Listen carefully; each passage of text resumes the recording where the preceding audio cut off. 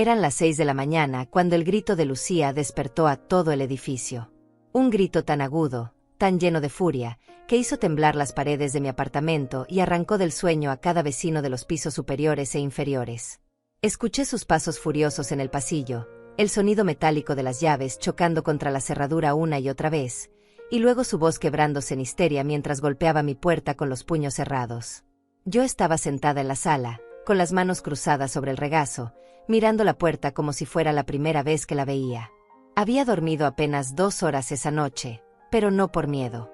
Dormí poco porque finalmente, después de meses de humillación y silencio, había hecho lo que debía hacer desde el principio. Cambié las cerraduras. Todas. Cada una de las 3 cerraduras que protegían la entrada de mi hogar. El grito de Lucía volvió a rasgar el silencio. «Ofelia, abre esta puerta ahora mismo». Su voz era un vendaval de rabia. Golpeaba la madera con tanta fuerza que temí que la puerta cediera, pero no lo hizo. Era una puerta sólida, comprada con el dinero que gané limpiando casas ajenas durante 20 años. Una puerta que siempre había estado abierta para mi hijo, para mi familia, para quien quisiera entrar con amor y respeto. Pero esa mañana, esa puerta permanecía cerrada. Escuché a Diego llegar corriendo por las escaleras. Sus pasos eran pesados, torpes, como si acabara de despertar. «¿Qué pasa? ¿Qué está pasando?», preguntó con voz ronca. Lucía le respondió entre sollozos fingidos y gritos descontrolados. «Tu madre cambió las cerraduras. Mis llaves no entran. No puedo entrar a mi propia casa». «Mi propia casa», dijo. Como si este apartamento, que compré sola después de la muerte de su padre, como si estas paredes que pinté con mis propias manos, fueran suyas. Diego golpeó la puerta con el puño. «Mamá, abre. Vamos a hablar con calma». Su voz intentaba sonar conciliadora, pero yo conocía ese tono. Era el mismo que usaba cuando quería que yo cediera, que me callara, que aceptara lo inaceptable. Me levanté despacio, sintiendo el peso de mis 64 años en las rodillas, y caminé hacia la puerta. No la abrí. Solo me quedé allí, del otro lado, escuchando sus voces mezclarse con el murmullo de los vecinos que comenzaban a asomarse por sus puertas. «Mamá, por favor», insistió Diego. «No entiendo qué está pasando. Abre la puerta y hablemos». Respiré hondo. Mi mano temblaba cuando giré el pestillo y abrí apenas una rendija. Diego estaba ahí, con el cabello revuelto y los ojos hinchados de sueño. Detrás de él, Lucía me miraba con una furia que ya no intentaba disimular. Sus ojos eran 2 puntos negros clavados en mí, llenos de desprecio. «¿Cómo puedes hacer esto?», gritó Diego, empujando la puerta con más fuerza. Yo no retrocedí. Me mantuve firme, con la espalda recta, aunque todo en mí quería derrumbarse. Metí la mano en el bolsillo de mi bata y saqué un sobre blanco. Un sobre que había preparado la noche anterior, con manos temblorosas pero decididas. Se lo extendí a Diego sin decir una palabra. Él lo tomó con desconfianza, mirándome como si yo fuera una extraña. Abrió el sobre despacio y sacó los papeles que había guardado adentro. Vi cómo sus ojos recorrían las líneas, cómo su expresión pasaba de la confusión a la sorpresa, y luego a algo que no supe identificar. Vergüenza, tal vez. O miedo. Lucía intentó arrebatarle los papeles de las manos, pero Diego los apartó. «¿Qué es eso? ¿Qué te dio?», exigió saber ella, con voz chillona. Diego no respondió de inmediato. Siguió leyendo, y con cada segundo que pasaba, su rostro se ponía más pálido. Cuando finalmente levantó la vista, me miró con una mezcla de incredulidad y algo parecido al pánico. «Mamá, esto no puede ser verdad». Yo asentí despacio. «Es verdad. Cada palabra».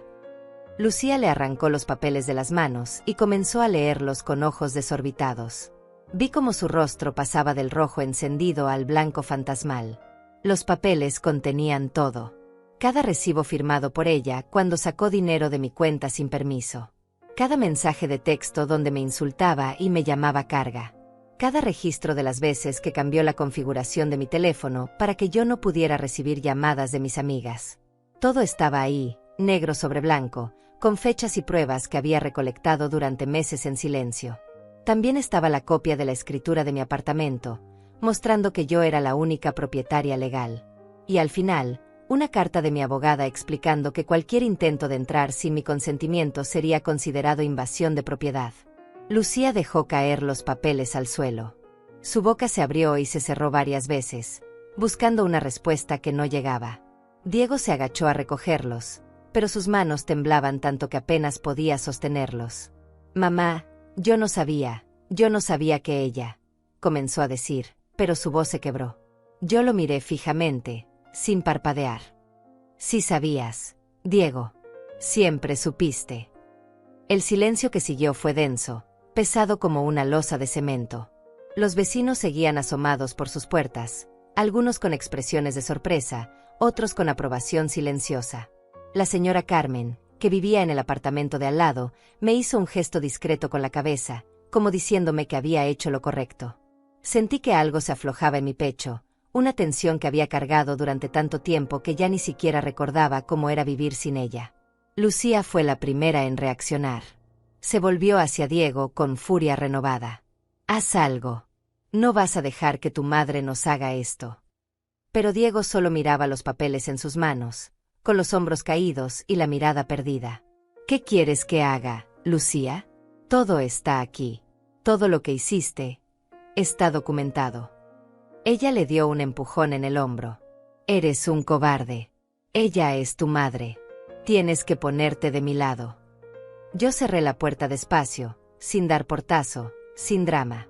Solo la empujé hasta que el pestillo encajó con un clic suave pero definitivo. Del otro lado, escuché a Lucía gritar algo más, pero sus voces ya no me alcanzaban. Me alejé de la puerta y volví a sentarme en el sofá, en el mismo lugar donde había pasado tantas noches sin dormir, preguntándome cómo había llegado hasta aquí. Cómo había permitido que mi propia casa se convirtiera en una prisión. Cómo había dejado que mi hijo y su esposa me trataran como si yo fuera un mueble viejo que estorbaba en su camino. Pero esa mañana, mientras el sol comenzaba a entrar por la ventana de la sala, iluminando el polvo que flotaba en el aire, supe que algo había cambiado. Ya no era la mujer que aceptaba el maltrato en silencio. Ya no era la madre que se tragaba las lágrimas para no incomodar a su hijo. Esa mañana, sentada en mi sofá, con el eco de los gritos de Lucía aún resonando en el pasillo, entendí que había recuperado algo que creía perdido para siempre. Mi dignidad. Permíteme presentarme. Mi nombre es Ofelia Méndez y tengo 64 años. Sé que parezco más joven, o eso me dicen las pocas personas que todavía me hablan con cariño, pero la verdad es que estos últimos años me han envejecido por dentro de una manera que ningún espejo puede reflejar. Vivo sola en este apartamento desde hace 3 años, aunque sola no es exactamente la palabra correcta. Vivía invadida. Vivía observada. Vivía juzgada en cada rincón de mi propio hogar. Pero antes de contarte cómo llegué a cambiar las cerraduras de mi puerta en mitad de la noche, antes de explicarte por qué mi nuera gritó como si la estuvieran asesinando frente a todo el edificio, necesito que entiendas quién soy yo. Quién era antes de que todo esto comenzara. Porque no siempre fui esta mujer silenciosa que dejaba pasar las humillaciones. Hubo un tiempo en que yo tenía voz. Hubo un tiempo en que yo era dueña de mi propia vida. Nací en un pueblo pequeño donde las mujeres aprendíamos desde niñas que el silencio era una virtud y la obediencia una obligación. Me casé joven, a los 19 años, con un hombre bueno que trabajaba en la construcción.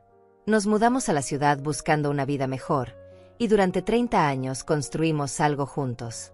No fue una vida fácil, pero fue nuestra. Tuvimos a Diego cuando yo tenía 23 años. Y desde ese momento mi mundo giró alrededor de ese niño de ojos grandes que me miraba como si yo fuera la persona más importante del universo. Mi esposo murió hace 8 años.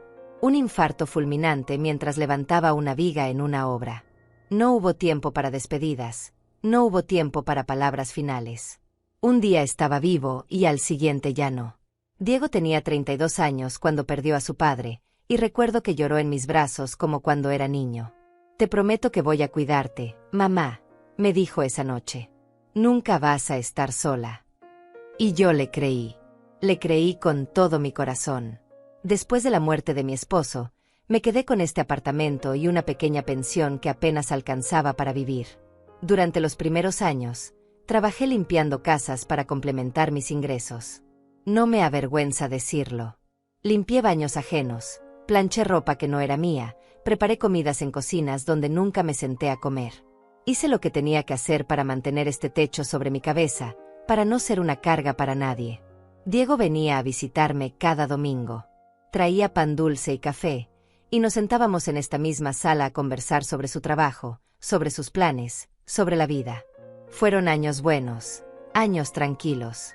Yo había aprendido a vivir con la ausencia de mi esposo, había aprendido a llenar el silencio de la casa con la radio y con las llamadas telefónicas de mis amigas.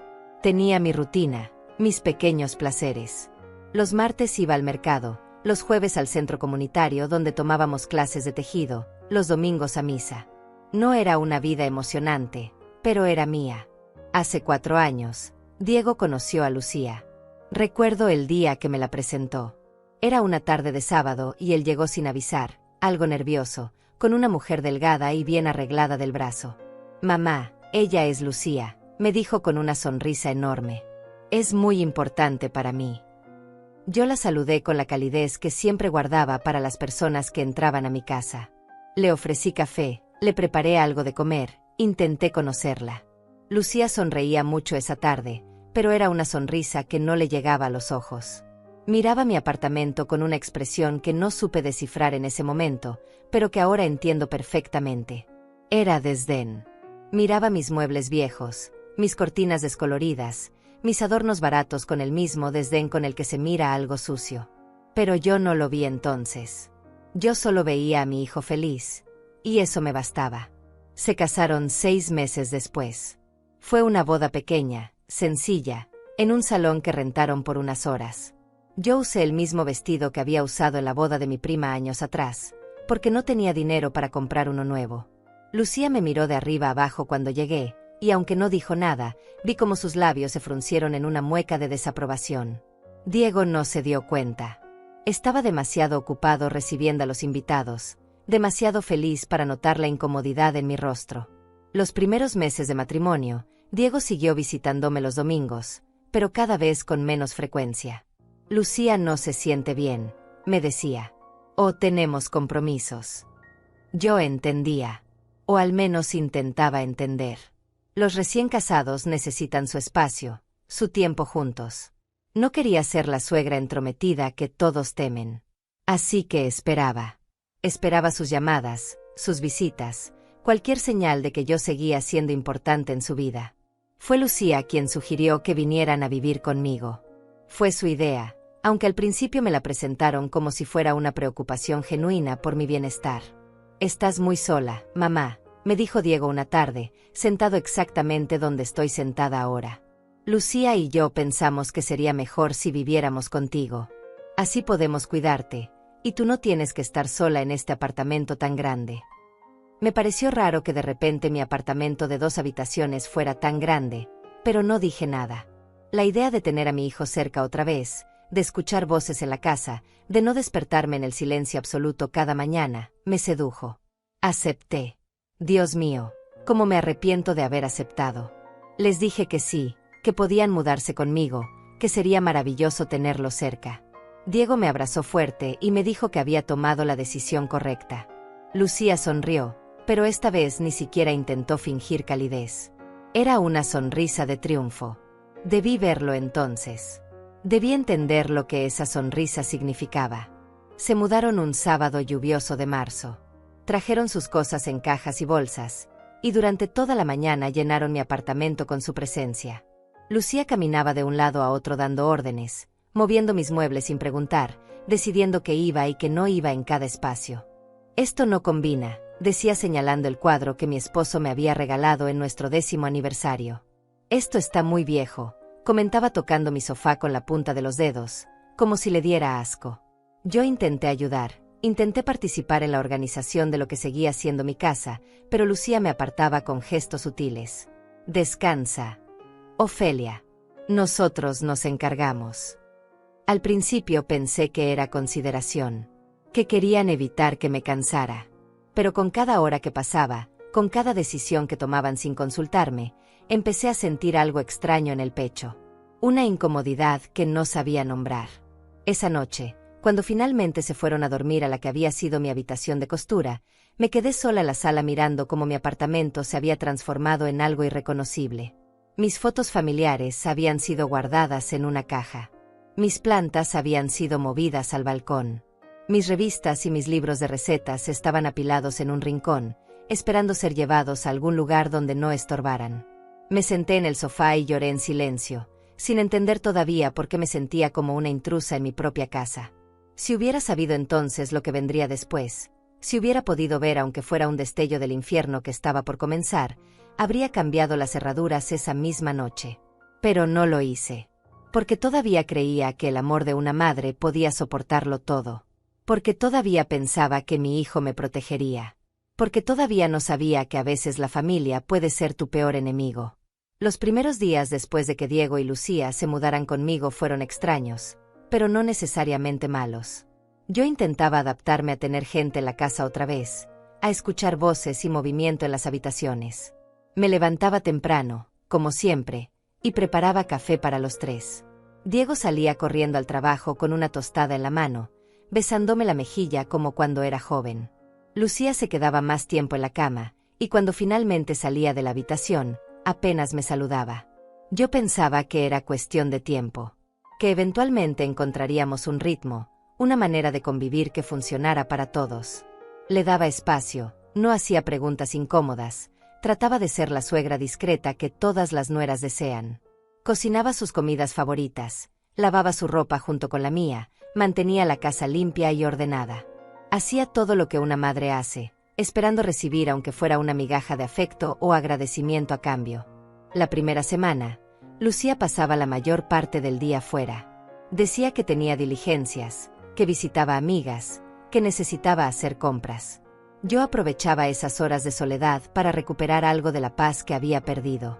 Me sentaba en el balcón a tomar mi té, llamaba a mi amiga Hortensia para conversar, veía mis programas de televisión.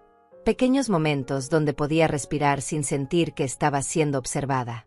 Pero eso cambió rápido. Muy rápido. La segunda semana, Lucía empezó a quedarse más tiempo en el apartamento. Se sentaba en la sala con su teléfono, mirándome de reojo mientras yo hacía mis tareas cotidianas. Al principio no le presté atención. Pensé que tal vez estaba acostumbrando a su nueva casa, que necesitaba tiempo para sentirse cómoda. Pero pronto entendí que no era eso. Me estaba estudiando, observando cada uno de mis movimientos como quien observa a un animal en el zoológico. Un martes por la mañana, estaba preparando mi bolsa para ir al mercado cuando Lucía salió de la habitación. ¿A dónde vas?, me preguntó con un tono que intentaba sonar casual pero que escondía algo más. Al mercado, respondí, como todos los martes. Ella se cruzó de brazos y me miró de arriba abajo. ¿Necesitas ir? Yo puedo hacer las compras. Tú deberías descansar. Sonreí, pensando que era un gesto amable. No te preocupes, me gusta ir. Además, conozco a los vendedores y siempre me hacen descuentos. Lucía no insistió ese día, pero vi algo en sus ojos que me inquietó. Una molestia, quizás. O algo peor. Fui al mercado como siempre, compré las verduras y la carne, conversé con doña Carmen que tenía su puesto de frutas desde hacía 20 años. Cuando volví a casa, Lucía estaba reorganizando mi cocina. Había sacado todas las ollas y sartenes de los gabinetes y las estaba colocando en lugares diferentes. ¿Qué haces?, pregunté, dejando las bolsas del mercado sobre la mesa. Ella ni siquiera volteó a mirarme. Organizando. Todo está muy desordenado aquí. Sentí un nudo en el estómago. Pero yo sé dónde está cada cosa. Llevo años con ese orden. Lucía finalmente me miró, con una sonrisa que no llegaba a sus ojos. Pues ahora vivimos todos aquí, Ofelia. Las cosas tienen que cambiar. La forma en que dijo mi nombre, sin el suegra o cualquier término de cariño, me dolió más de lo que quise admitir. No dije nada más. Guardé las compras en silencio, intentando memorizar dónde había puesto cada cosa para poder encontrarlas después. Cuando terminé, me fui a mi habitación y cerré la puerta. Me senté en la cama y respiré hondo, diciéndome a mí misma que estaba exagerando, que Lucía solo estaba tratando de sentirse útil, de hacer de esta casa también su hogar. Pero algo en mi pecho me decía que estaba siendo ingenua. Esa noche, durante la cena, traté de conversar con Diego sobre mi día. Le conté sobre las ofertas que encontré en el mercado, sobre cómo doña Carmen me había preguntado por él. Diego sonreía y asentía, pero apenas me prestaba atención. Tenía los ojos fijos en su teléfono, respondiendo mensajes mientras comía. Lucía, sentada frente a mí, comía en silencio, empujando la comida en su plato con el tenedor como si le desagradara. ¿No te gusta?, pregunté, sintiéndome repentinamente insegura. Había cocinado pollo guisado, uno de los platillos favoritos de Diego desde que era niño. Lucía levantó la vista y me miró con fastidio apenas disimulado. Está muy salado. Diego finalmente despegó los ojos de su teléfono. A mí me gusta, mamá. Está delicioso como siempre. Lucía resopló. Claro que te gusta. Estás acostumbrado a comer así. Había algo venenoso en su tono, algo que me hizo sentir pequeña. Las semanas siguientes fueron más de lo mismo, pero cada vez peor. Lucía empezó a hacer comentarios sobre todo. Sobre cómo limpiaba yo la casa. Sobre cómo organizaba las cosas. Sobre mi forma de vestir. ¿Vas a salir así?, me preguntó un día cuando me vio lista para ir a misa. Llevaba puesto un vestido sencillo, el mismo que usaba cada domingo desde hacía años. ¿Qué tiene de malo?, pregunté, revisándome en el espejo del pasillo. Nada, dijo ella, encogiéndose de hombros. Es solo que te hace ver mayor. Se fue caminando antes de que pudiera responder, dejándome ahí parada, sintiéndome fea y ridícula. Diego nunca estaba presente cuando Lucía hacía estos comentarios. Ella era cuidadosa. Esperaba a que él saliera, a que estuviera distraído, a que no pudiera escucharla. Y cuando yo intentaba decirle algo, cuando trataba de explicarle cómo me hacía sentir su esposa, él restaba importancia. Está siendo muy sensible, mamá. Lucía no lo dice con mala intención. Solo está tratando de ayudar. Pero yo sabía que no era ayuda. Lo sentía en mi cuerpo, en la forma en que mi estómago se apretaba cada vez que escuchaba sus pasos acercarse. En cómo había empezado a medir cada una de mis acciones, preguntándome si Lucía encontraría algo que criticar. Me estaba volviendo invisible en mi propia casa, y lo peor era que mi hijo no lo veía. O no quería verlo. Un día, mi amiga Hortensia vino a visitarme. Llevábamos años siendo amigas, desde que nuestros hijos iban juntos a la escuela primaria. Ella trajo pan dulce y nos sentamos en la sala a conversar como hacíamos siempre. Estábamos riendo, recordando viejas anécdotas, cuando Lucía salió de la habitación.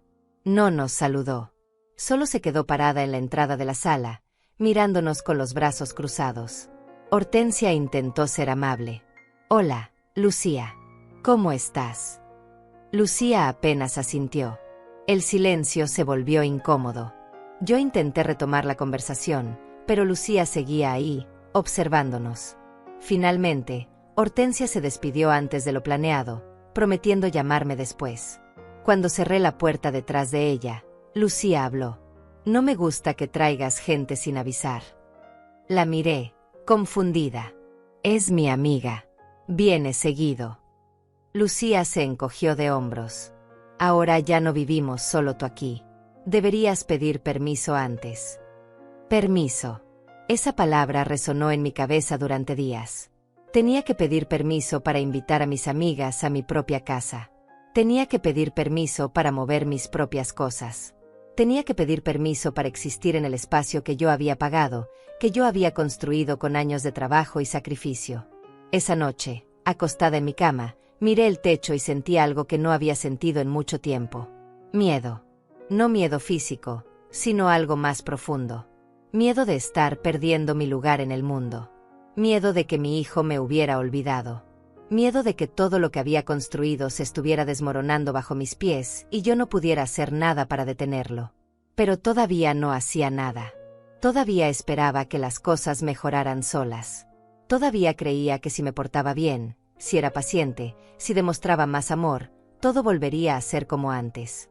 Qué equivocada estaba. Qué ingenua fui al pensar que el silencio me protegería. Porque el silencio no protege. El silencio solo te vuelve más vulnerable. Fue en el tercer mes de convivencia cuando las cosas dejaron de ser solamente incómodas y empezaron a volverse insoportables. Lucía ya no se molestaba en disimular su desdén hacia mí.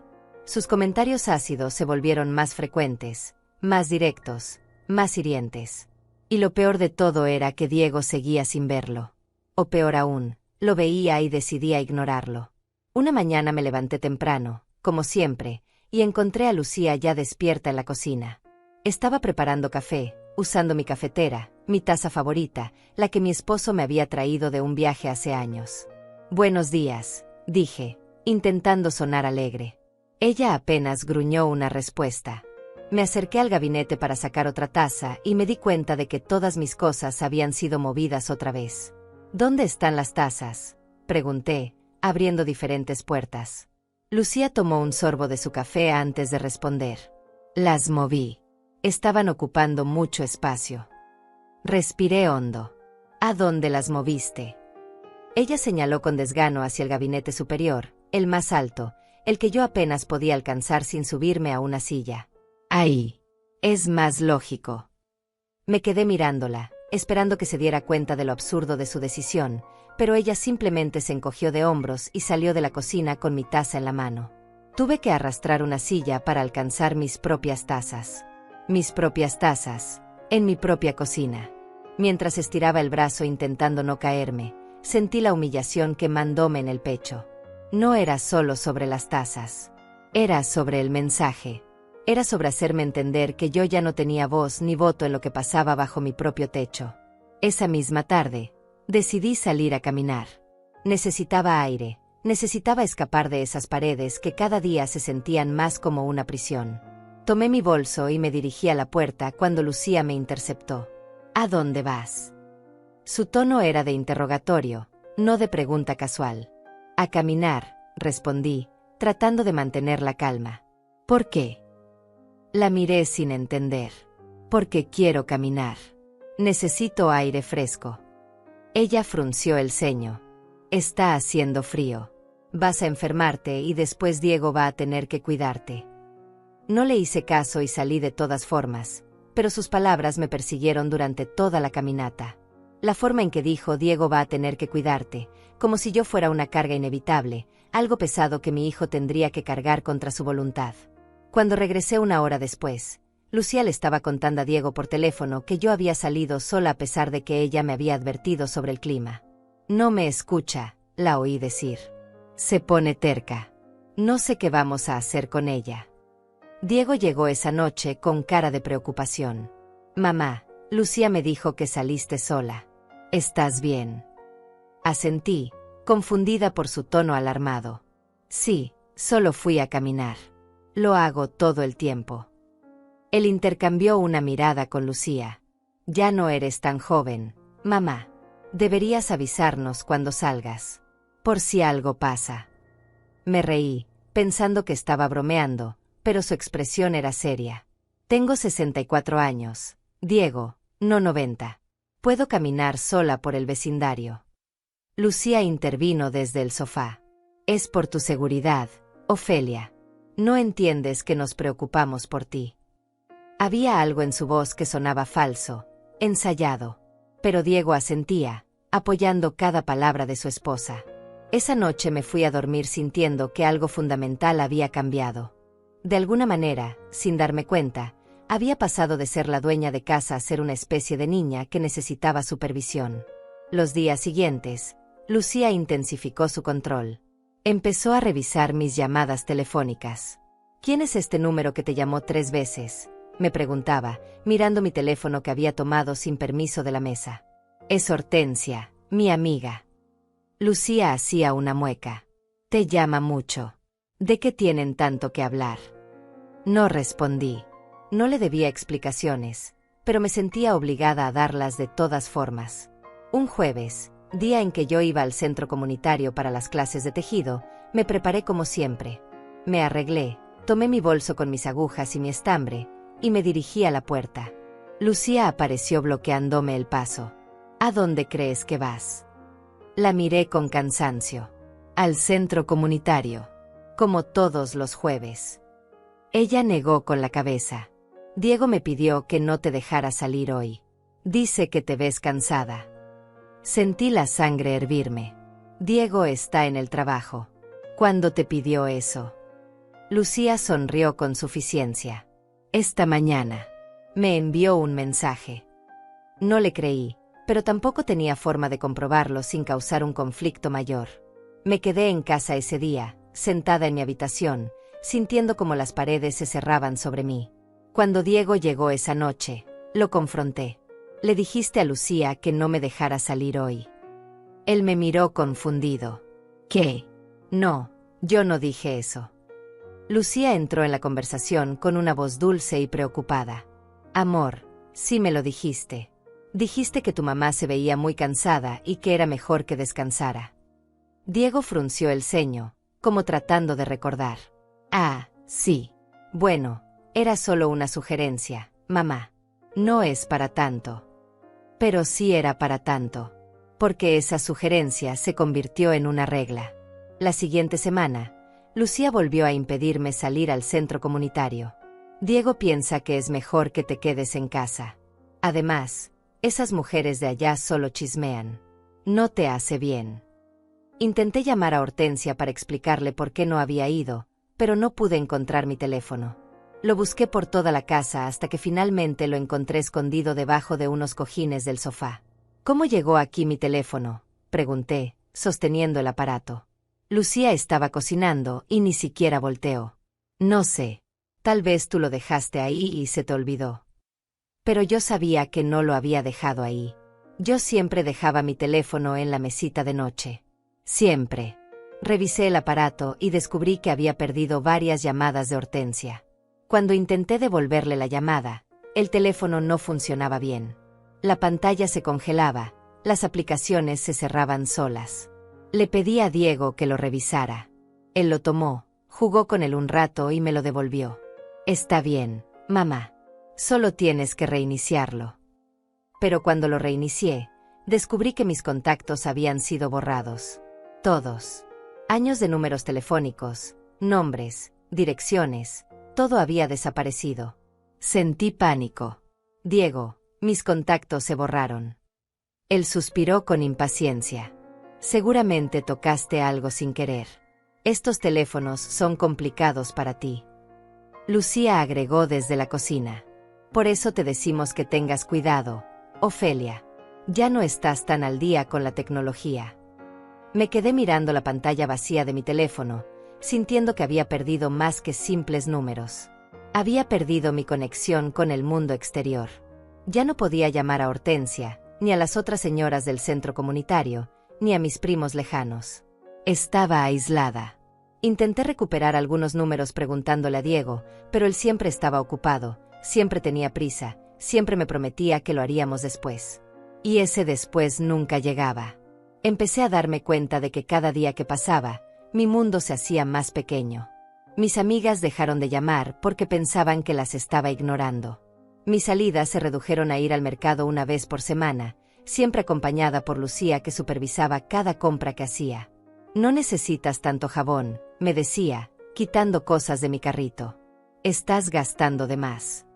Pero era mi dinero, mi pensión. El dinero que yo había ganado con años de trabajo. Sin embargo, no tenía fuerzas para pelear. Cada confrontación me dejaba exhausta, y Lucía siempre encontraba la manera de hacerme ver como la irrazonable, como la anciana difícil que no entendía lo que era mejor para ella. Una noche, mientras lavaba los platos después de la cena, escuché a Lucía y Diego hablando en la habitación. Sus voces eran bajas, pero las paredes de este apartamento son delgadas. No puede seguir así, decía Lucía. Está cada vez peor. Se le olvidan las cosas, deja todo tirado, no puede cuidarse sola. Diego murmuraba algo que no alcancé a escuchar. Tenemos que pensar en opciones, continuó Lucía. Hay lugares para gente como ella. Lugares donde pueden cuidarla mejor. Mis manos temblaban mientras sostenía el plato que estaba lavando. Lugares para gente como yo. Hablaban de mí como si fuera una enferma, como si fuera incapaz. Y lo más doloroso era escuchar a mi hijo considerar esas opciones. Mi propio hijo, el niño que había criado sola después de que su padre muriera, estaba discutiendo dónde meterme porque su esposa así lo quería. Esa noche lloré hasta quedarme dormida. Y por primera vez, permitió que un pensamiento oscuro cruzara mi mente. Tal vez tenían razón. Tal vez yo estaba siendo difícil. Tal vez realmente necesitaba más ayuda de la que quería admitir. Tal vez lo mejor para todos era que yo desapareciera de sus vidas. El control de Lucía sobre mi vida se volvió absoluto en los meses siguientes. Ya no era solo sobre dónde ponía las tazas o cuándo podía salir. Era sobre cada aspecto de mi existencia.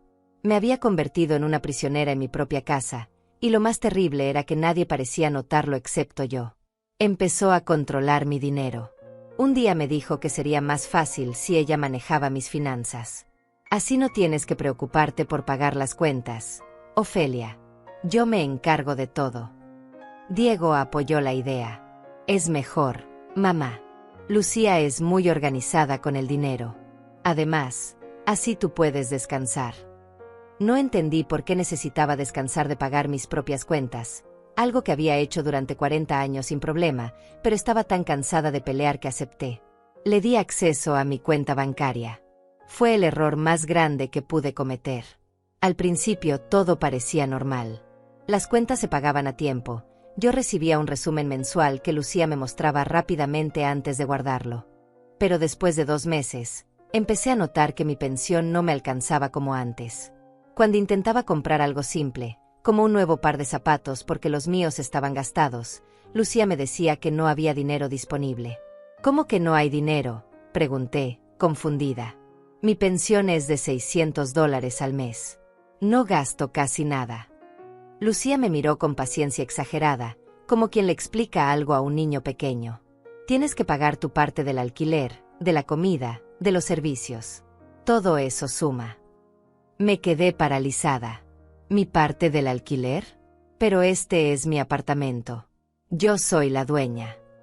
Lucía sonrió de esa forma que ya me ponía los nervios de punta. Exactamente. Por eso tienes que pagar el mantenimiento, los impuestos, los servicios. Diego y yo también ponemos dinero, pero como es tu propiedad, tú debes cubrir la mayor parte. Sus palabras sonaban lógicas en la superficie, pero algo no cuadraba. Intenté hacer cuentas en mi cabeza, pero las matemáticas nunca habían sido mi fuerte. Y Lucía lo sabía. Le pedí ver los recibos, los estados de cuenta. Ella siempre tenía una excusa. Están guardados, los tiré porque ya los pagamos. No te preocupes por eso, todo está en orden. Cuando insistí más firmemente, se lo dijo a Diego. Esa noche, mi hijo me habló con un tono que nunca antes había usado conmigo. Mamá, estás ofendiendo a Lucía. Ella hace todo esto para ayudarte y tú la acusas de ser deshonesta. No la estoy acusando de nada, intenté defenderme. Solo quiero entender a dónde va mi dinero. Diego sacudió la cabeza con frustración. Tu dinero está yéndose a mantener esta casa donde todos vivimos. No es suficiente que Lucía dedique su tiempo a manejar tus finanzas sin que la cuestiones. Me quedé callada. No porque estuviera de acuerdo, sino porque vi algo en los ojos de mi hijo que me asustó. Ya no me veía como su madre. Me veía como un problema que había que resolver. Los días se volvieron más oscuros después de eso. Lucía empezó a entrar en mi habitación sin tocar. Yo podía estar cambiándome de ropa o descansando, y ella simplemente abría la puerta como si nada. Necesito revisar el closet, decía. Tienes demasiada ropa vieja que hay que tirar. Un día llegué de mi caminata permitida del domingo y encontré 3 bolsas de basura en el pasillo. Cuando las abrí, descubrí mi ropa adentro. Vestidos que había usado en ocasiones especiales, suéteres que mi esposo me había regalado, ropa interior que todavía estaba en perfecto estado. ¿Por qué está mi ropa en la basura?, pregunté, sintiendo las lágrimas ardiendo en mis ojos. Lucía estaba pintándose las uñas en el sofá. Ya no la usas. Está ocupando espacio que necesitamos. Saqué un vestido de la bolsa.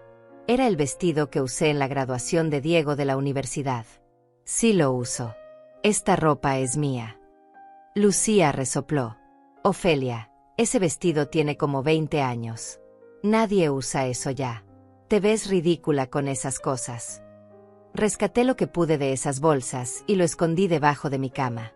Pero a la semana siguiente, cuando regresé del mercado, la ropa había desaparecido otra vez. Busqué por toda la casa y no la encontré.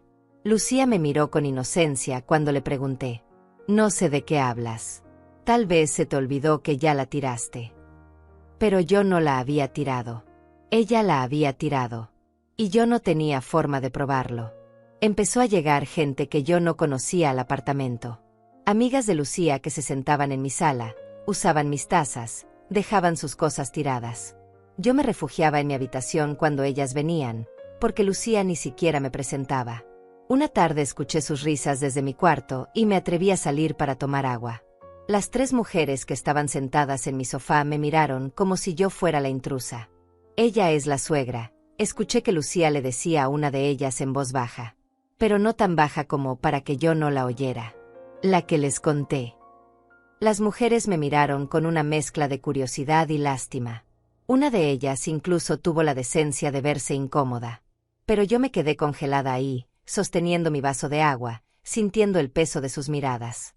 ¿Qué les había contado Lucía sobre mí? ¿Qué historias inventaba cuando yo no estaba presente?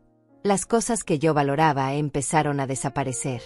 Primero fue el reloj de mi esposo que guardaba en mi mesita de noche. Luego las arracadas de oro que mi madre me había dejado. Cuando le pregunté a Lucía si las había visto, ella me dijo que yo debía haberlas perdido.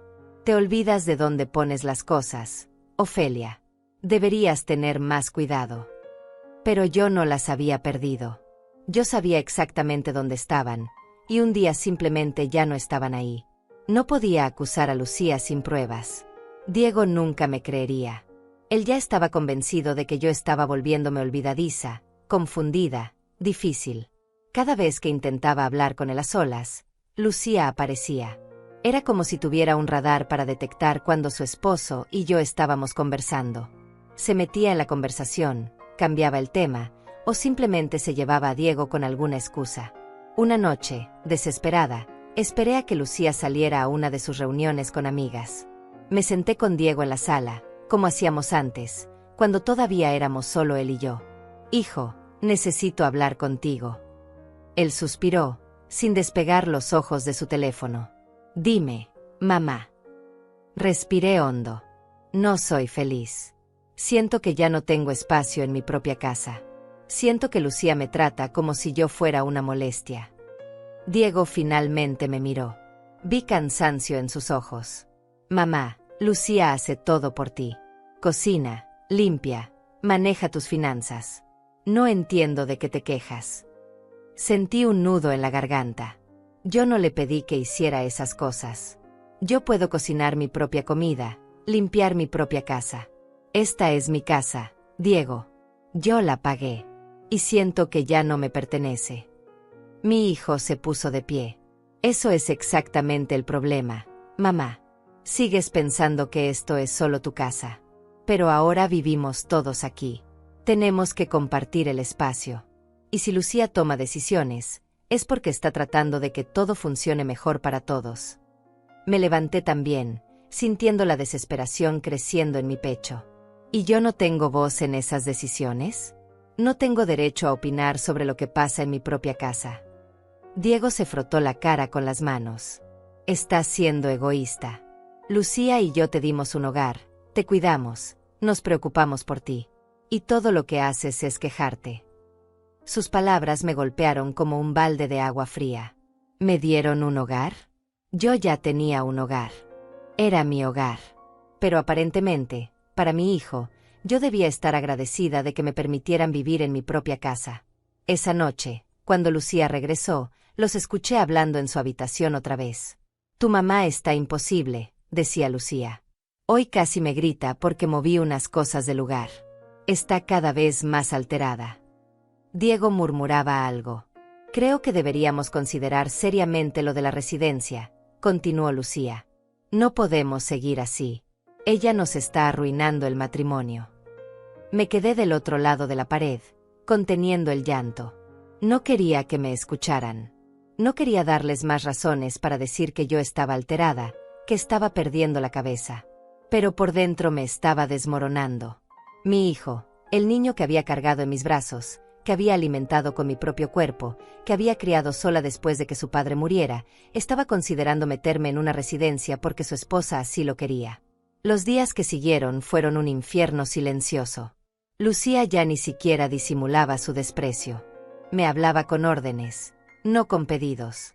Quédate en tu cuarto, vienen visitas. No toques eso. No salgas hoy. Y yo obedecía. Porque estaba cansada. Porque ya no tenía fuerzas para pelear. Porque empezaba a creer que tal vez ellos tenían razón y yo estaba equivocada. Dejé de comer bien. No tenía hambre. La comida me sabía a nada. Bajé casi 10 kilos en 2 meses. Mis vecinos empezaron a notarlo cuando me veían en el pasillo. Ofelia, ¿estás bien? Te ves muy delgada, me decía la señora Carmen. Yo solo sonreía y asentía. No podía decirle la verdad. No podía admitir en voz alta que me estaba consumiendo por dentro, que cada día que pasaba sentía que perdía un pedazo más de mí misma. El momento que lo cambió todo llegó un domingo por la tarde. Mi prima Laura había llamado anunciando que vendría a visitarme. Hacía meses que no la veía, desde antes de que Diego y Lucía se mudaran conmigo. Laura vivía en otro estado y solo venía a la ciudad 2 veces al año. Yo estaba emocionada. Necesitaba ver un rostro amigo, alguien que me recordara quién era yo antes de todo esto. Pasé la mañana arreglando la sala. Bueno, intentando arreglarla. Cada cosa que movía, Lucía la volvía a su lugar con un suspiro exagerado. ¿Qué estás haciendo?, me preguntó con fastidio. Viene mi prima Laura.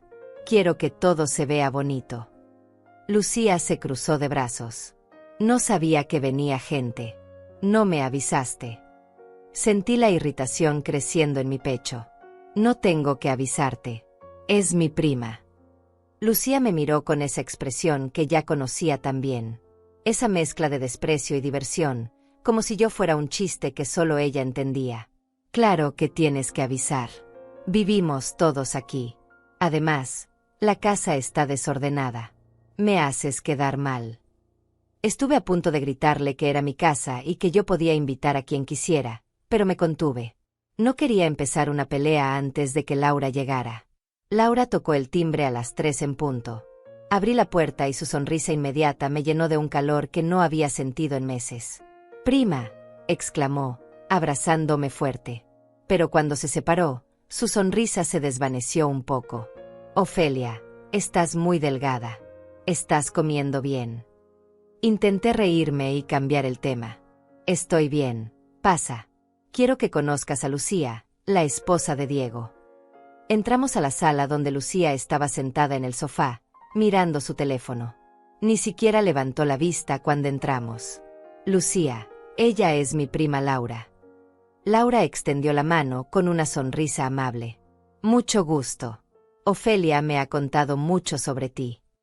Lucía le dio un apretón de manos flojo, sin interés, y volvió su atención al teléfono. «Hola». Nada más. Solo eso. El ambiente se puso incómodo de inmediato. Laura me miró con confusión y yo intenté disimular la vergüenza que sentía. Nos sentamos en los sillones y comenzamos a conversar, poniéndonos al día sobre la familia, sobre su vida, sobre todo lo que había pasado en los últimos meses. Pero Lucía seguía ahí, en el sofá, sin moverse. No era que estuviera participando en la conversación. Solo estaba ahí, escuchando, juzgando. «¿Quieres un café, Laura?», ofrecí, levantándome. Mi prima asintió con gratitud. Me dirigí a la cocina y Laura me siguió, dejando a Lucía sola en la sala. Mientras preparaba el café, Laura habló en voz baja. «Prima, ¿todo está bien? Te ves cansada. Y muy delgada». Forcé una sonrisa. «Estoy bien. Solo han sido meses difíciles de adaptación». Laura puso su mano sobre la mía.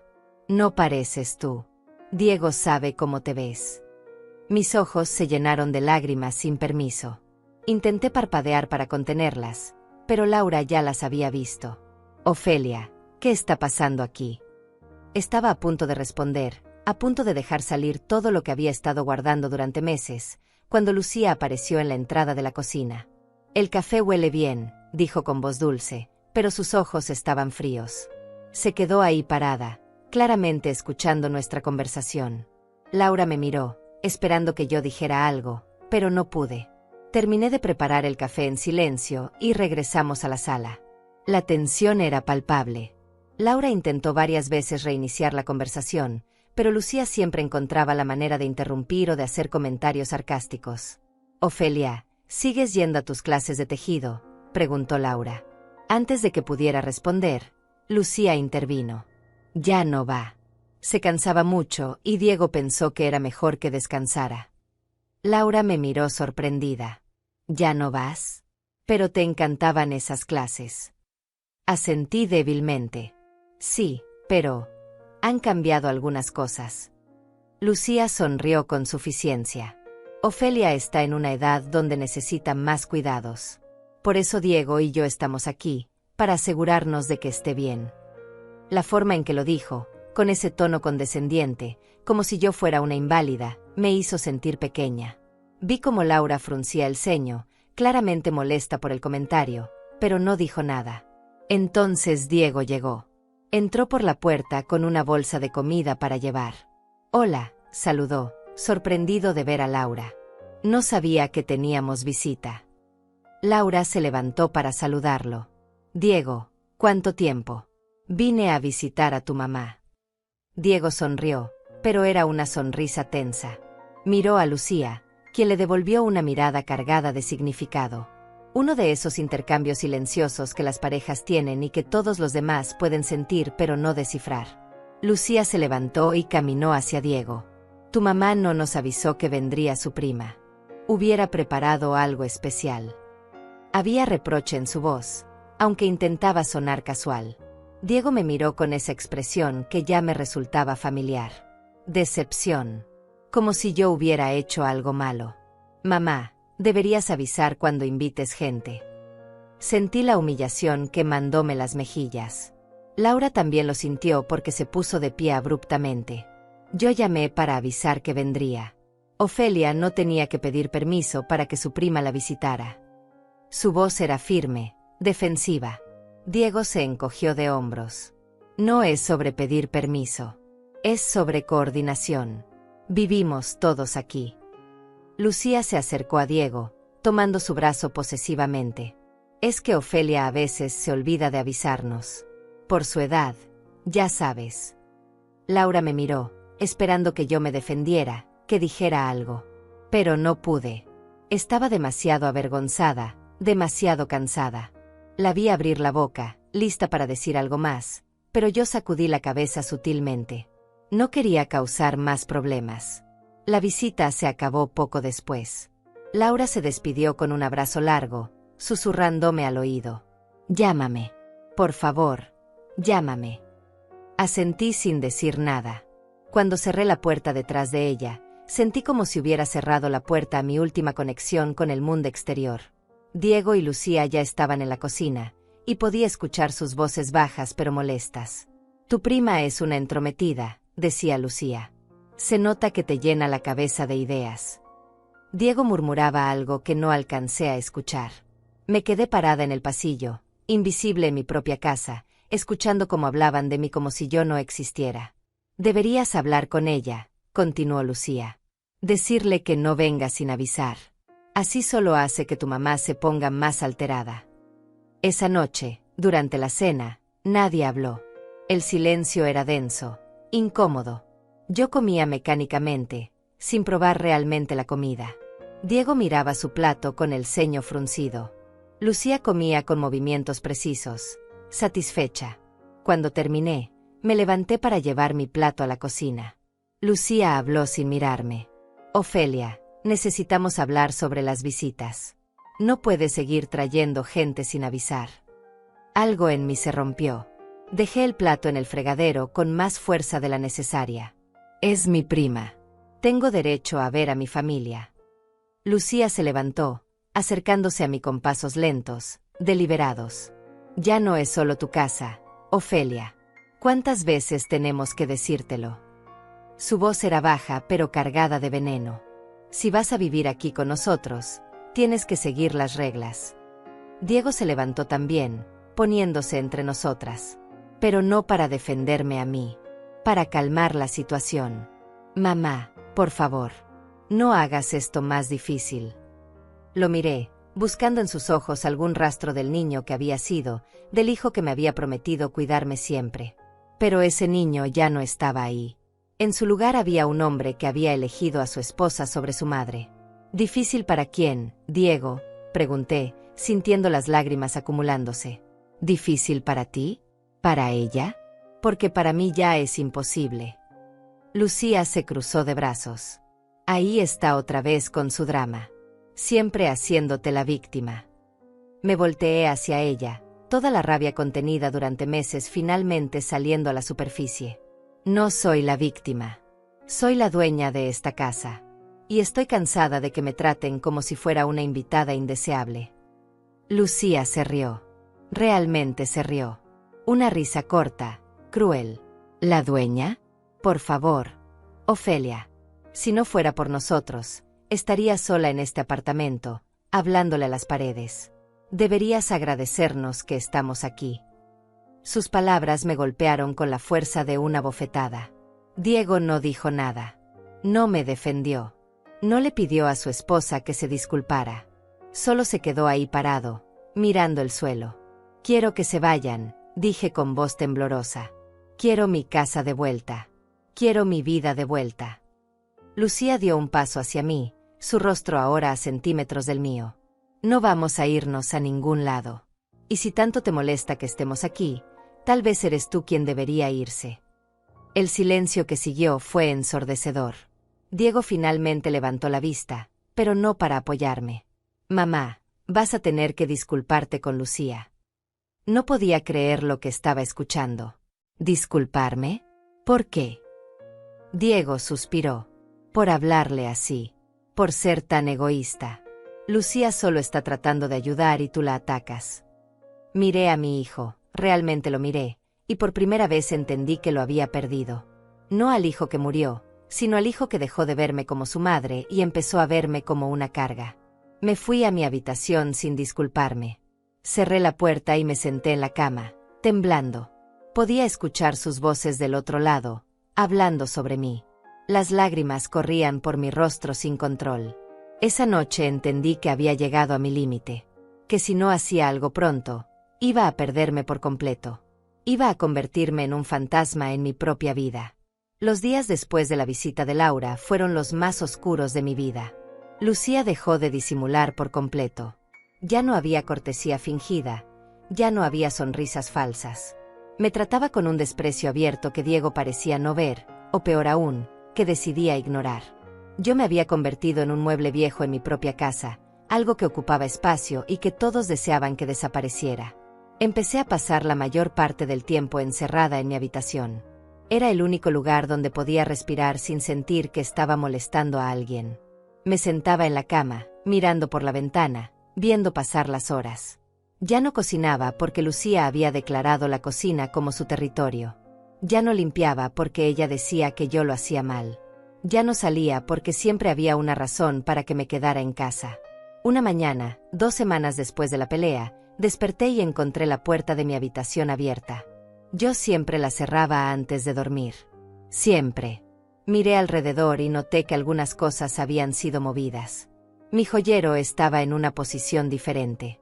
Los cajones de mi cómoda no estaban completamente cerrados. Alguien había estado revisando mis cosas mientras yo dormía. Me levanté con el corazón acelerado y revisé el joyero. Las pocas joyas que me quedaban seguían ahí, pero mi dinero de emergencia había desaparecido. Guardaba $200 en efectivo en un sobre dentro del joyero. Dinero que había ido ahorrando de a poco, centavos que guardaba cada vez que podía. Era mi seguridad, mi plan de escape si alguna vez lo necesitaba. Y ahora había desaparecido. Salí de la habitación temblando de rabia. Lucía estaba en la sala, maquillándose frente a un espejo. Alguien entró a mi cuarto, dije, intentando mantener la voz firme. Ella ni siquiera me miró. Debe haber sido Diego buscando algo. Pero yo sabía que no había sido Diego. Me robaron dinero. Lucía finalmente volteó, con una expresión de aburrimiento. Seguro te olvidaste dónde lo pusiste. Ya sabes cómo te pones. No me olvidé de nada, insistí. Tenía $200 en mi joyero y ya no están. Lucía se encogió de hombros y volvió a su maquillaje. Tal vez Diego lo tomó prestado. Pregúntale cuando llegue.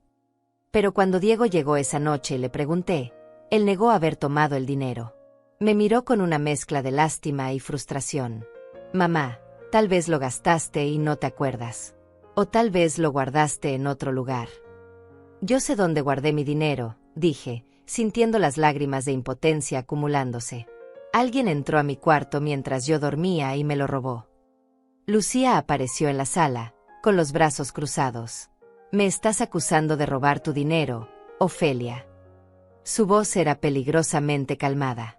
Yo no acusé a nadie, respondí.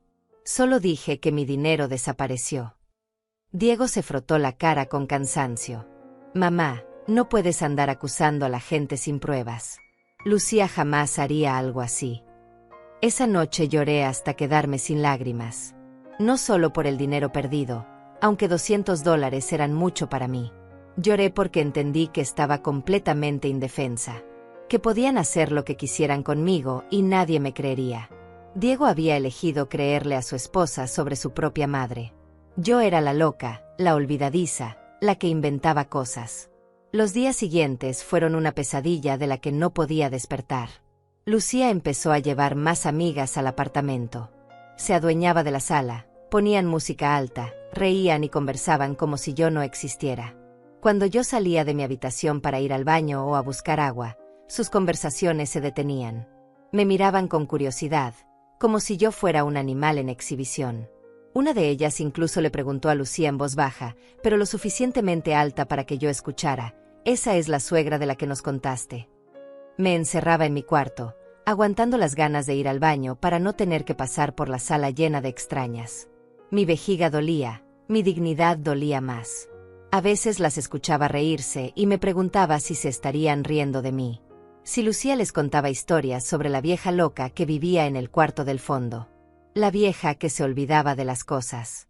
La vieja que acusaba a la gente de robar. Una tarde, mientras estaban todas reunidas en la sala, escuché a Lucía hablar por teléfono. Su voz era lo suficientemente alta como para que yo la escuchara desde mi habitación. Sí, es difícil vivir con ella. No se da cuenta de que es una carga. Diego está agotado, pero no quiere meterla en una residencia porque se siente culpable. Cada palabra era un clavo en mi corazón. Así me veían. Como una carga. Como un problema que había que resolver. Dejé de comer casi por completo. La comida se me hacía nudo en la garganta. Bajé más de peso. Mi ropa me quedaba enorme. Los vecinos que me veían en el pasillo me preguntaban si estaba enferma. Yo solo sonreía y decía que estaba bien. Porque admitir la verdad significaba admitir que había fallado. Que no pude mantener el amor de mi hijo. Que no pude defender mi propio hogar. Una mañana desperté y no quise levantarme.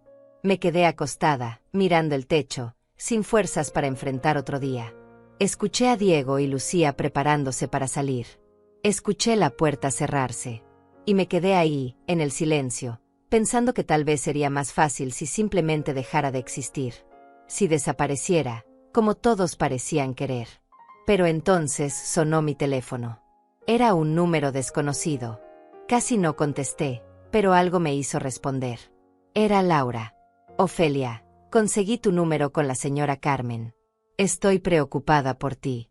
No has devuelto mis llamadas. No le había devuelto las llamadas porque no sabía cómo explicarle lo que estaba pasando. Cómo decirle que me estaba desmoronando. Estoy bien, mentí con voz quebrada. Laura no me creyó. No suenas bien. Voy a ir a visitarte mañana. Intenté disuadirla, decirle que no era necesario, pero ella ya había decidido. Nos vemos mañana a las 2.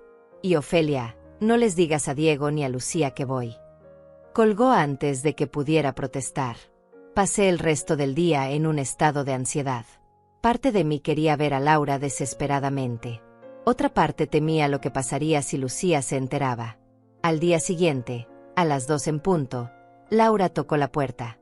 Yo estaba sola en el apartamento. Diego estaba en el trabajo y Lucía había salido. Abrí la puerta y Laura se quedó paralizada al verme. Dios mío. Ofelia, ¿qué te está pasando? Me abrazó y en ese abrazo se derrumbaron todas las paredes que había construido. Lloré como no había llorado en meses. Sollozos que salían desde lo más profundo de mi pecho. Laura me llevó a la sala y me senté, incapaz de parar de llorar. «Cuéntame todo», dijo, tomando mis manos entre las suyas. Y por primera vez en meses, hablé. Le conté todo. Sobre cómo Lucía había tomado control de mi casa.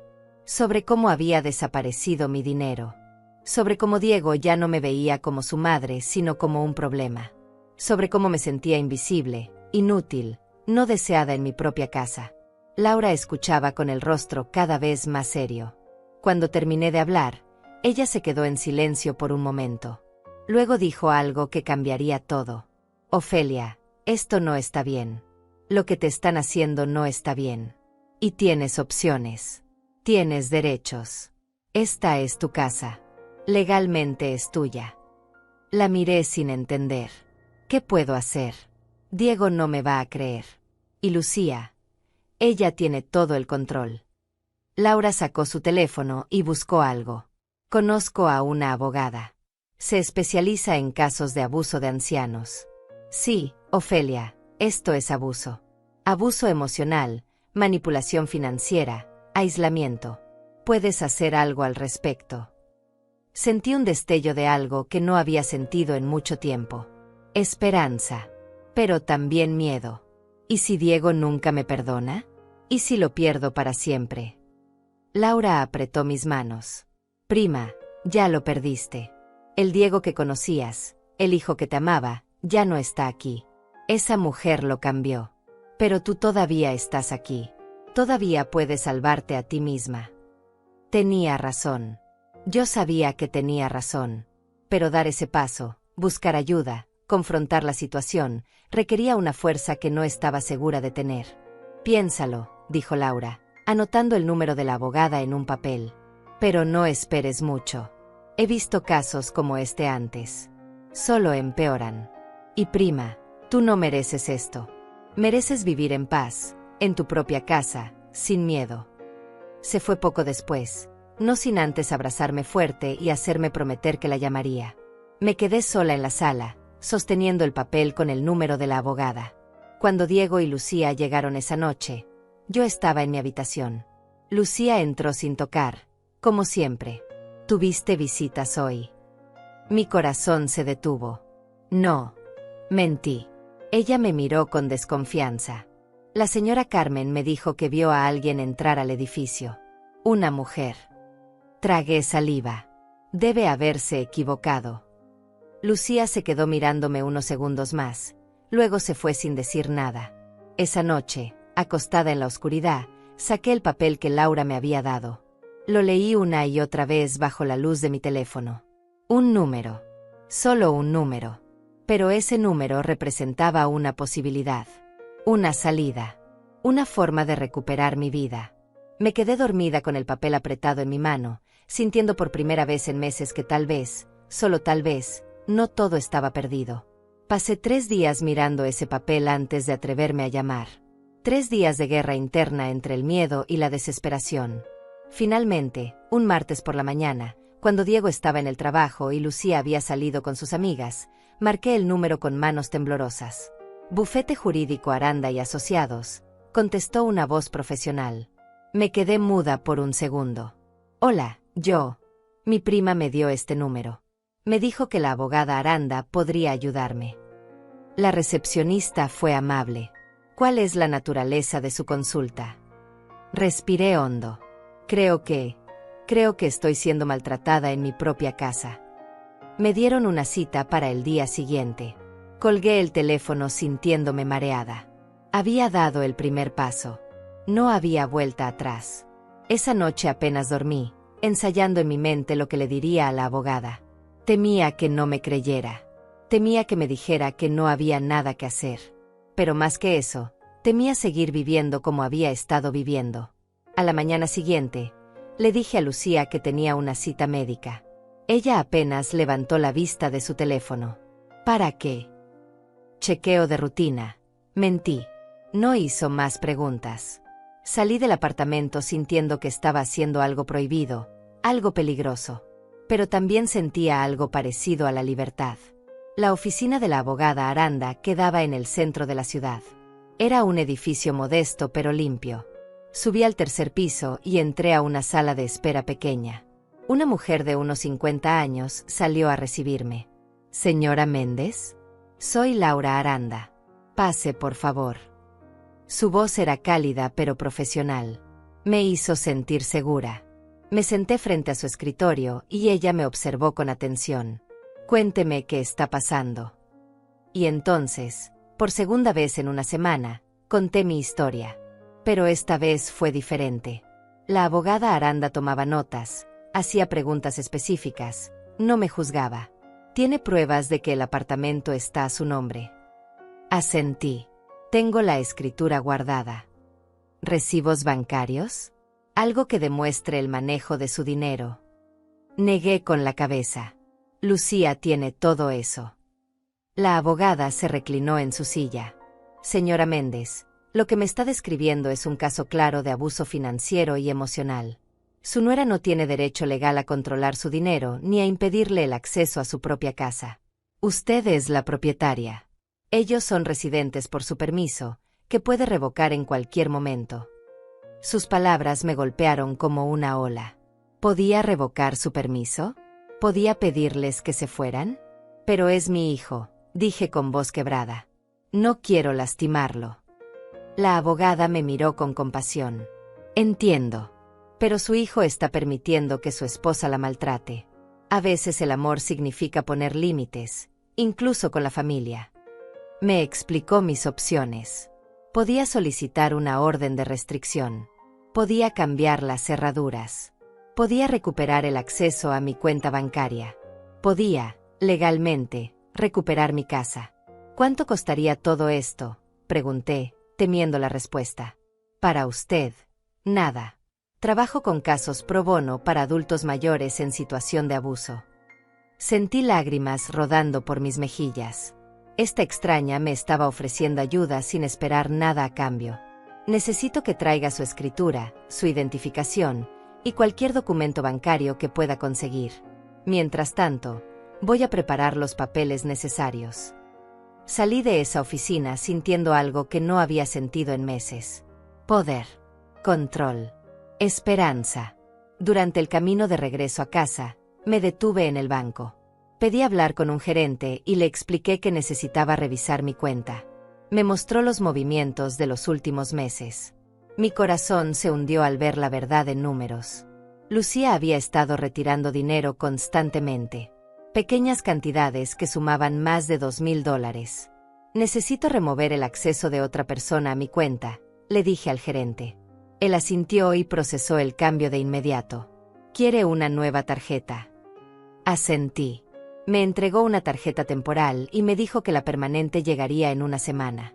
Salí del banco con la tarjeta escondida en mi sostén. No podía arriesgarme a que Lucía la encontrara. Esa noche, durante la cena, Lucía estaba especialmente molesta. «Intenté comprar algo hoy y tu tarjeta no funcionó». Me miró con acusación. Encogí los hombros, fingiendo confusión. «Tal vez hay un problema con el banco. Llamaré mañana». Diego intervino. «Mamá, necesitas arreglar eso. Lucía necesita acceso a tu cuenta para pagar las cuentas». «Lo arreglaré», dije con voz tranquila. Pero no lo arreglé. En cambio, seguí reuniendo documentos. Encontré mi escritura en una caja vieja en mi armario. Recolecté recibos, fotografías de mis cosas que habían desaparecido, anoté fechas y eventos. Cada noche, después de que Diego y Lucía se durmieran, trabajaba en mi caso. Me convertí en detective de mi propia vida. Una semana después, volví a la oficina de la abogada Aranda con todo lo que había recopilado. Ella revisó los documentos con atención. «Esto es suficiente. Podemos proceder». Me explicó el plan. Cambiaríamos las cerraduras un día que ellos no estuvieran. Le entregaríamos a Diego una carta formal explicando que debían buscar otro lugar para vivir. Si intentaban entrar por la fuerza, sería considerado allanamiento. «¿Cuándo?», pregunté. «¿Cuándo quiere hacerlo?». Pensé en todos los meses de humillación. En mi dinero robado. En mis cosas desaparecidas. En la forma en que Lucía me miraba con desprecio. En cómo Diego había dejado de verme como su madre. «Pronto», dije. Quiero hacerlo pronto. La abogada Aranda llamó a un cerrajero de confianza. Acordamos que vendría un viernes por la tarde, cuando Diego estuviera trabajando y Lucía usualmente salía con sus amigas. Tendríamos una ventana de 2 horas para cambiar todas las cerraduras. ¿Estás segura de esto?, me preguntó la abogada. Asentí. Por primera vez en meses, estaba completamente segura de algo. El viernes llegó más rápido de lo que esperaba. Me levanté temprano, con el estómago revuelto de nervios. Diego se fue al trabajo como siempre, sin notar nada diferente en mí. Lucía salió poco después del mediodía, como cada viernes. La vi alejarse por la ventana y esperé 10 minutos más para asegurarme de que no regresaría por algo olvidado. A las 2 en punto, el cerrajero llegó acompañado de la abogada Aranda. Traían 3 cerraduras nuevas de alta seguridad. Vi cómo desmontaban las antiguas, esas cerraduras que habían protegido mi hogar durante años, pero que ya no me protegían a mí. Cada tornillo que quitaban era un pedazo de mi antigua vida cayendo. Cada cerradura nueva que instalaban era un paso hacia mi libertad. El trabajo tomó exactamente 1 hora y media. Cuando terminaron, la abogada me entregó un juego de llaves nuevas. Las sostuve en mi mano, sintiendo su peso. Eran mías. Solo mías. Nadie más tenía acceso a mi casa ahora. ¿Tiene todo listo?, preguntó la abogada. Asentí. Ella me entregó el sobre que habíamos preparado. Dentro estaba una carta formal, copias de mi escritura, los extractos bancarios mostrando los retiros no autorizados, y un documento legal estableciendo que Diego y Lucía tenían 30 días para desalojar la propiedad. Si necesita algo, llámeme. A cualquier hora, dijo la abogada Aranda antes de irse. Me quedé sola en mi apartamento, que por primera vez en meses se sentía realmente mío. Caminé por cada habitación, tocando mis cosas, reconociendo mi espacio. Lloré, pero no de tristeza. Lloré de alivio. Esa noche casi no dormí. Sabía lo que vendría. Sabía que Lucía intentaría entrar a las 6 de la mañana, como siempre hacía después de sus noches de fiesta con amigas. Me preparé un té y me senté en la sala, esperando. Las horas pasaban lentamente. A las 5:30, empezaba a amanecer. A las 5:45, escuché pasos en el pasillo. Entonces llegó el momento que había estado esperando y temiendo. El sonido de las llaves de Lucía intentando entrar en la cerradura. 1 vez. 2 veces. 3 veces. Luego el silencio. Y después, el grito. Ese grito que despertó a todo el edificio. ¿Qué? No puede ser. La escuché golpear la puerta, intentar las llaves otra vez. Ofelia, abre esta puerta ahora mismo. Me quedé sentada, tranquila, esperando. Escuché a Diego llegar corriendo, su voz confundida. ¿Qué pasa? ¿Qué está pasando? Tu madre cambió las cerraduras. Mis llaves no entran. No puedo entrar a mi propia casa. Diego golpeó la puerta. Mamá, abre. Vamos a hablar con calma. Me levanté despacio y caminé hacia la puerta. No la abrí completamente. Solo la entreabrí lo suficiente para ver sus rostros. Diego estaba despeinado, confundido. Lucía estaba furiosa, con el maquillaje corrido. ¿Cómo puedes hacer esto?, gritó Diego.